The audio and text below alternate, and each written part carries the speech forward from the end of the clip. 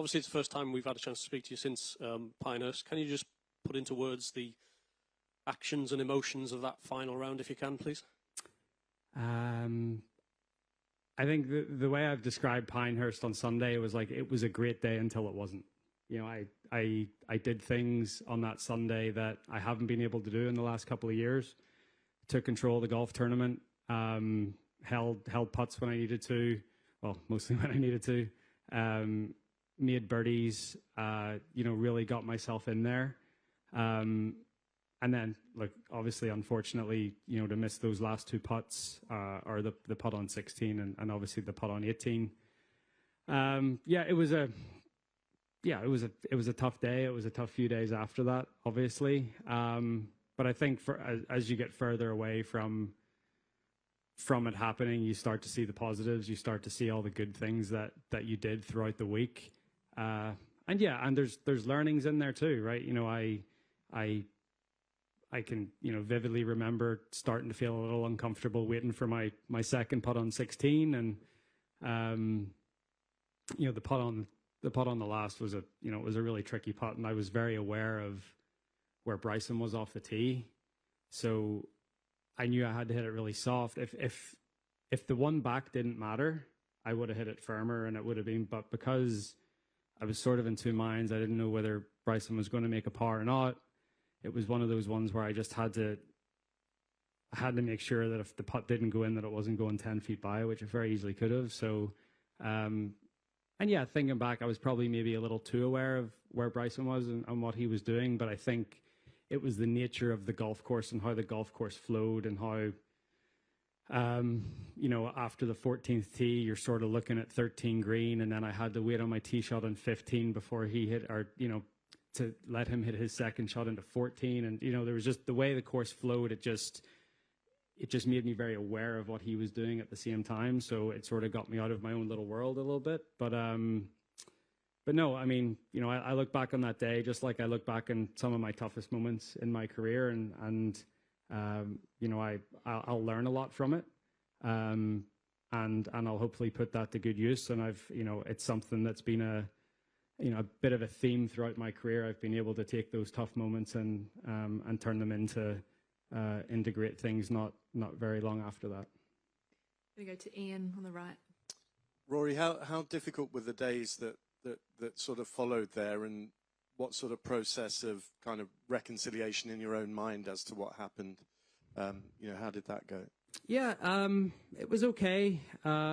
I went home on Sunday night, and then I actually spent Monday night, Tuesday, and Wednesday in Manhattan, which was sort of planned anyway, because obviously I was going to go play the Travelers, and ended up not doing that. So I went to Manhattan, which was nice. It was nice to sort of blend into the city a little bit, and I walked around. I walked the High Line a couple of times. I made a few phone calls. Sort of was, alone with my thoughts for a couple of days, which was good. I had some good chats with people close to me, and I as you start to think about not just Sunday at Pinehurst, but the whole way throughout the week, there was a couple of things that I noticed that I wanted to try to work on over the last few weeks coming into here, and obviously next week at Troon. So they were hard, but at the same time, like, as each day went by, it became easier to focus on the positives, and then to think about the future instead of what had just happened. And next time when you're in that kind of position at a major on the back nine, who knows, it could be Troon next week. What do you think you would do differently, or seek to do differently? Yeah, I mean, that's the thing. Not a whole lot different. As I said, it was a great day until it wasn't. I think I touched on it a little bit. I think if anything, I would say my pre-shot routine got a little bit long. Started to look at the target a few more times over the ball, and then as I said, like, being very aware of what maybe some others were doing on the golf course, and not really staying, in my own little world for the whole 18 holes. So,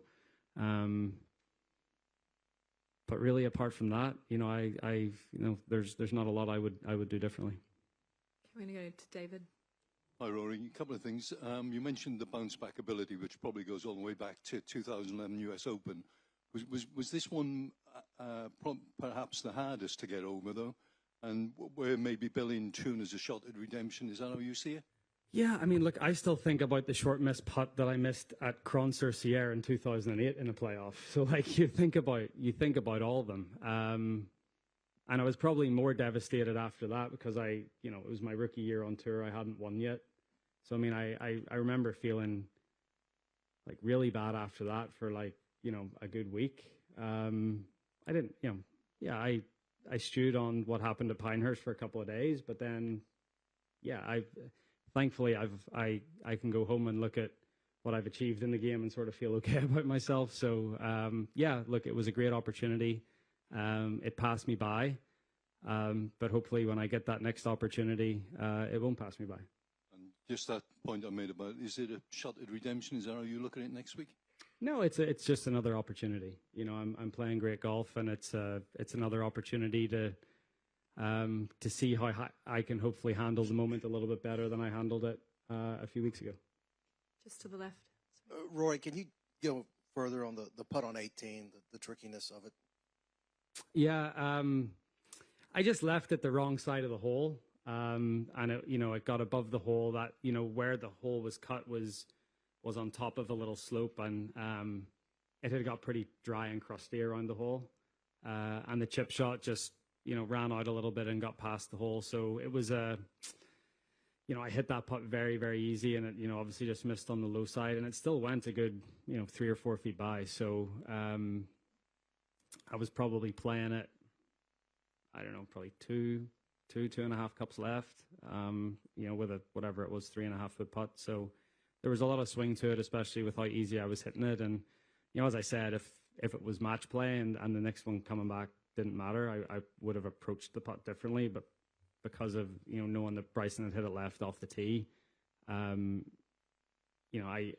just sort of wanted to make sure that, if there was still a chance of a playoff, that I was at least going to be that. So, yeah. Brian. Hi, Rory. Hi, good to see you again. Rory, just bringing you back to today. Between the second and third hole today, you stopped and spoke to a young man who was in a wheelchair. 12 months ago, he was a scratch golfer before being struck down by motor neuron disease, Scott Stewart. Does that make you feel even more appreciative of what you have and a little bit more humble? And secondly, 12 months ago, you broke the Scottish golf fans' hearts when you beat Bob. But since then, Bob has been on Ryder Cup success, PGA Tour card, winner in the PGA Tour. What have you made of his 12 months? Yeah. So first of all, there's not a day goes by that I don't feel like I'm the luckiest person in the world to be able to get up every morning and be healthy and follow my dream, right?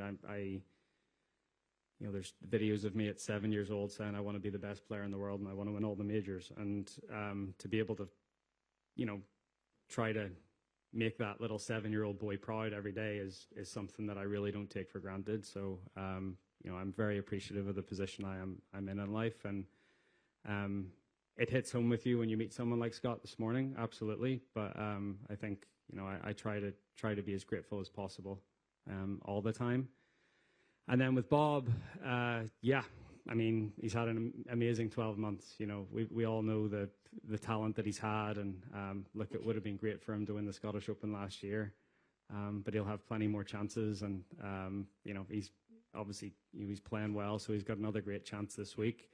But yeah, to make the Ryder Cup team, to have the week that he had in Rome, to win in Canada with his dad on the bag, and it's been a brilliant 12 months for Bob, and everyone on tour is delighted for him because he's such a good lad, and he obviously doesn't forget where he comes from, and he gets back to Oban as much as he can, and he's a great lad, and I think everyone's really happy to see the success that he's had. Go to Michael and then to Doug. Rory, in the last few weeks, and the sort of dust settling from Pinehurst, there's been quite a lot of criticism online from some high-profile people, Hank Caney, Smiley Kaufman, etc., of Harry.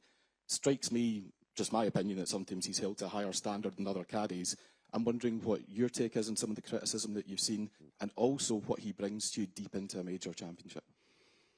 Yeah, you know, it's certainly unfair.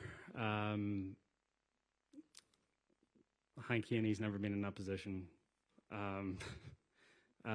Smiley has been in that position once, and I love Smiley, and he was out there with us on 18. But just because Harry's not as vocal or as loud with his words as other caddies, you know, it doesn't mean that he doesn't say anything, that he doesn't do anything. And I just wish that, you know, these guys that criticize when things don't go my way, they never say anything good when things do go my way. So where were they when I won Dubai earlier this year, or Quail Hollow, or the 2 FedEx Cups that I've won with Harry, or the 3 Race to Dubais, or the whatever? So they're never there to say Harry did such a great job when I win, but they're always there to say he did such a, you know, they criticize when we don't win. So at the end of the day, they're not there. They're not in the arena. They're not the ones that are hitting the shots and making the decisions. And, you know, if someone said to me once, if you would never take advice from these people, then you'd never take their criticisms either. So I certainly wouldn't go to Hank Haney for advice. And like, I love Smiley, but you know, I think I know what I'm doing out there. Okay. And so does Harry. Doug. Did nobody recognize you on the high line? A few people did, yeah, but I had my AirPods in and just sort of, you know, but yeah, that's nice. That's curious. You mentioned starting to feel a little bit uncomfortable before the putt on 16. What caused that, do you think? I think I hit such a good putt, and it looked like, you know, halfway down the first putt, it looked like it could have been a birdie, and then it probably ran a foot by from where I thought it was going to finish. And then I marked it. Yeah, and then Patrick was hitting his putt, and you know, he can take his time. I'm not, you know, but you know, obviously greens are tough. It's the end of a Sunday at the US Open. Like, you have to be really deliberate on what you're doing. So I just think I had to wait a while to hit that second putt, and it wasn't as if it was just more, you know, you stand there and it's hard not to either start thinking about the future or noticing where Bryson's ball is in the fairway or that sort of stuff. So but again, that's on me to make sure that I'm in the right headspace, and I hit a decent putt on 16. The green grab that I hit, it probably read it like just right of center. Probably started at a touch left of that. Probably started it straight, maybe touch left to center, and the green grab then I caught the left edge. So wasn't a terrible putt, but you know, I definitely felt a little bit of uneasiness before I hit it. Okay, we're going final question, Tom. Rory, do you have any regrets about the way you left after the round rather than staying and speaking to anyone? Absolutely not. No. There's nothing that I could have said that was not that, I mean, it would have been good because you guys would have been able to write something about it or had a few quotes from me, but no offense, you guys were the least of my worries at that point. Okay. We wish you all the best of luck this week, Rory. Thanks for your time.